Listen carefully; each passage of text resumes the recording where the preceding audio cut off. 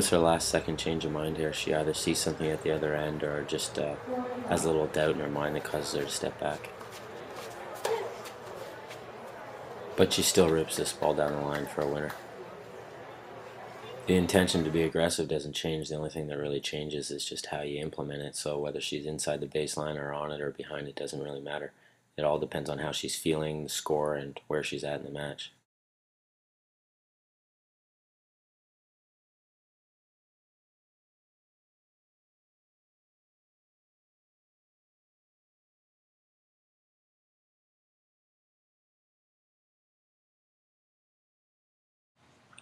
Would be good to see a little bit more shoulder drive drop in that right shoulder, but otherwise it's pretty average and typical serve.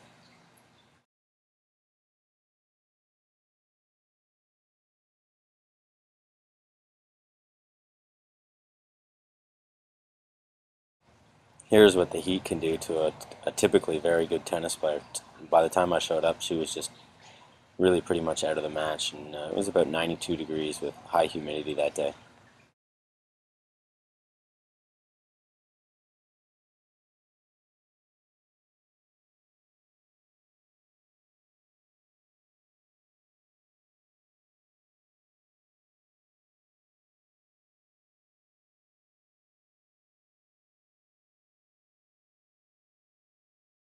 This is not to say that they don't hit any clean balls, it's just that there are a lot of mistimed and off-footed, poor balanced hit balls in between.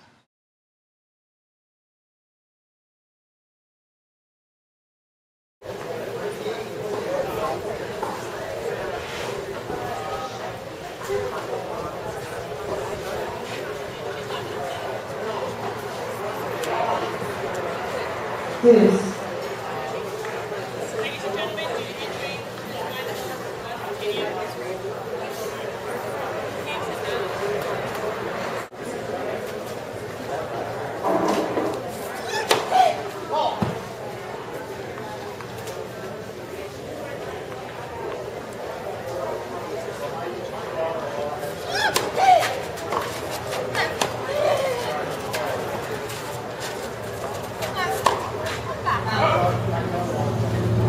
Love 15. Player name Babos.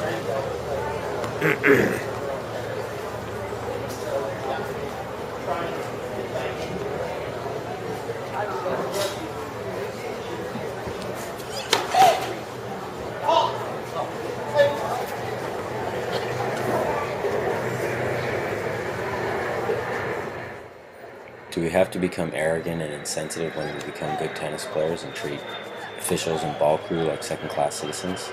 I've never really understood why I see this so often at the pro level. Still see very little shoulder drive. You watch when she hits the serve. Right shoulder really doesn't drop much. Seems to be pretty common with a lot of the girls.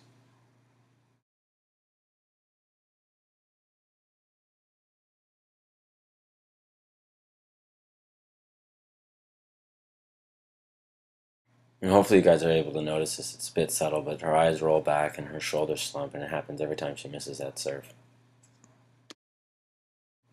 I just got the general feeling that I wouldn't want to be her coach or her parent or anywhere involved in her program, win or lose, because as soon as she gets off the court you can tell that she's just in a foul mood and really not enjoying the experience in any way.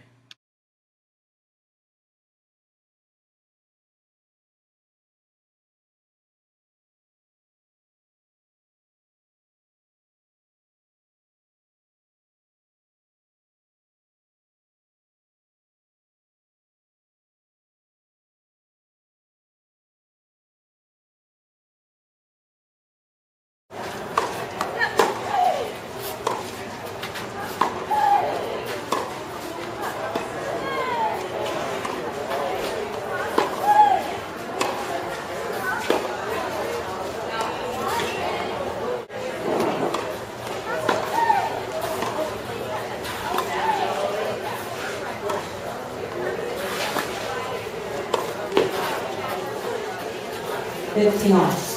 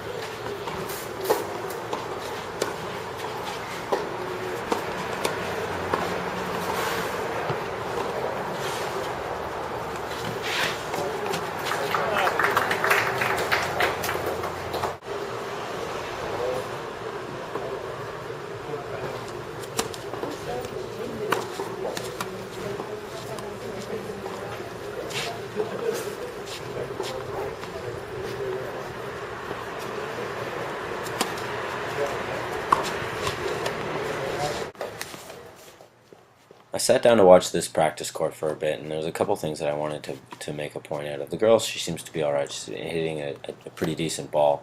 But for one, her hitting partner was just some guy that they had allocated to her, and he couldn't hit very consistently or with very much power at all. I'm not sure if that was on purpose or not. And the other was the coach that's working with her. You'll notice him. He's kind of got the Einstein kind of haircut, and just his energy is really upsetting and unnerving. He seems more nervous and anxious than she is, and whether the relationship works or not, I don't know. Obviously it must be, but this is the kind of thing that you see. You see some really different characters on the court somehow making it work.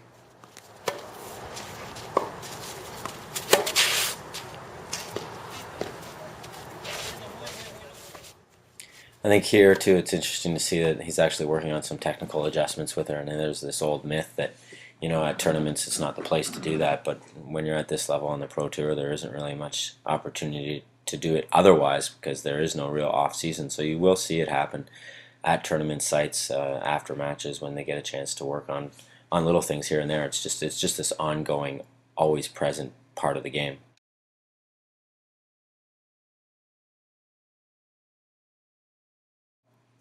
But I think the big thing I noticed with Einstein is just this real crazy energy that he has, this really manic kind of energy that I wouldn't want to be around if I was at a hotel, a tennis court, and definitely not at an airport.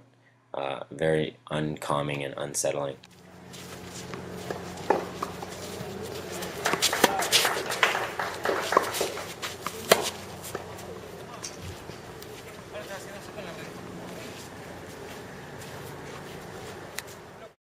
Technically, you can debug another myth here. You look at her finish and how she wraps right around her neck, and that's one thing that you hear us saying to you guys not to do. But again, there's just, you'll see all different types and all different styles at all different tournaments, and what works for one person might not work for another. Also, it's quite often that we're doing that just to clean something else up, not necessarily for the end product. But if I was her coach, I'd still get her to finish with a point to see if she can create a little bit more mustard on the ball.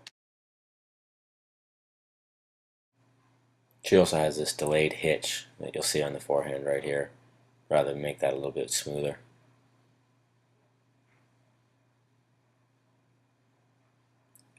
And her backswing is really short. It uses more hips and shoulders.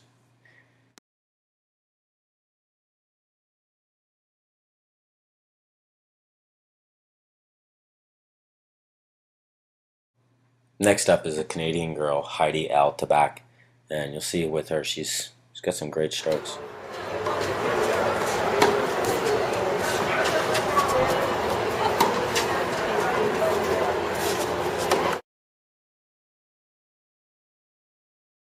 If you guys have been paying attention over the last couple of months to what we've been doing with the serve, you'll notice a couple things here with that right elbow, and again with the shoulders staying upright.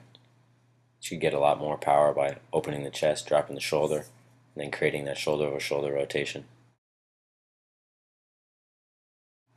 She was up 3-love when I left and completely dominating the match. I was surprised to later find out that she actually lost in 3 sets.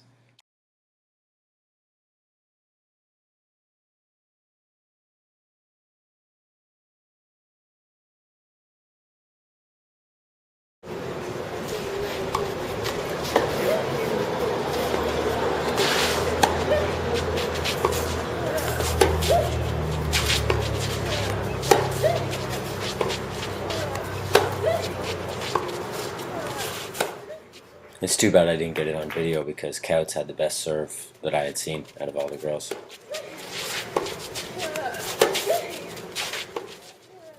But she wasn't a very good competitor, and that was the story with the players that I had seen. Far and across, it wasn't technique, it wasn't even physical, it was really just their ability to compete and enjoy each point. That's the main thing.